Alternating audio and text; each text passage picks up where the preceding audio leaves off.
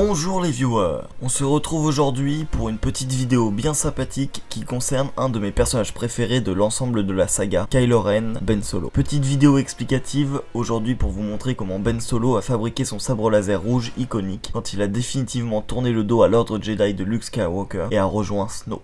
Petit rappel, dans le canon de Star Wars, le processus de rendre la lame rouge de son sabre laser est un processus difficile. Il consiste à faire saigner son cristal Kyber et pour cela, il faut s'abandonner complètement au côté obscur de la force. En général, l'utilisateur de la force qui devenait un Sith devait d'abord battre en duel un autre utilisateur de la force, lui voler son cristal Kyber et l'utiliser pour son propre sabre laser rouge. Le rituel Sith est très bien illustré dans la série comics Dark Vador, Seigneur Noir des Sith de Charles Soule, où on voit comment Dark Vador réussit à faire saigner le cristal du maître Jedi qu'il venait de tuer, s'abandonnant ainsi pleinement au côté obscur de la force et rendant sa lame rouge écarlate. Pour Kylo Ren, c'est un peu plus compliqué. D'abord, il n'utilise pas le cristal du sabre laser d'un Jedi qu'il aurait vaincu, et il en a tué plus d'un quand on voit dans quel état est le temple de Luke, mais il utilise son propre sabre laser, une lame de couleur bleue fabriquée sous la supervision de son maître Luke Skywalker. Ensuite, le rituel ne se passe pas aussi aisément que pour Vador. Le premier grand principe du rituel est de s'abandonner pleinement au côté obscur de la force, pouvoir faire saigner le cristal Kyber et lui rendre une couleur rouge écarlate. Pour Kylo Ren, ce n'est pas le cas, car il ne s'est jamais pleinement abandonné au côté obscur de la force. Durant le rituel, Kylo Ren a perdu le contrôle et a brisé son propre cristal Kyber, ce qui l'a rendu instable. Cela explique donc pourquoi sa lame a l'air de vibrer et n'est pas aussi pure que pour les autres sabres laser que l'on a vu jusque là. D'autre part, les petits quillons de sabre laser qui forment une garde pour la lame, chose qu'on n'avait jamais vu jusque là dans l'univers Star Wars, ne sont pas uniquement là pour le style du sabre laser de Kylo Ren. Il l'utilise comme des stabilisateurs de la lame, qui est par définition instable car le cristal à l'intérieur est fissuré depuis le rituel de saignement. Le but de ces quillons est de libérer l'énergie en trop que le cristal fissuré dégage dans le sabre laser, afin qu'il puisse produire une lame plus ou moins correcte. Le sabre de Kylo a un design unique et je ne pense pas qu'ils avaient pensé à tout ça quand ils ont créé la lame du futur grand méchant de la saga en 2015. Mais c'est toujours bien de donner du lore et de la cohérence à l'ensemble. Voilà, j'espère que ce petit point rapide sur le lore canon concernant Kylo Ren vous aura plu. N'hésitez pas à me dire dans les commentaires ce que vous en avez pensé. Si vous découvrez la chaîne, abonnez-vous pour ne rien rater des prochaines. Ici, on est chill, on parle Star Wars et on sera bientôt 700 j'espère. Si vous êtes arrivé jusque là dans la vidéo, mettez donc en commentaire Kylo Ren, ça me fera beaucoup rire. A bientôt pour une prochaine vidéo et d'ici là, portez-vous bien.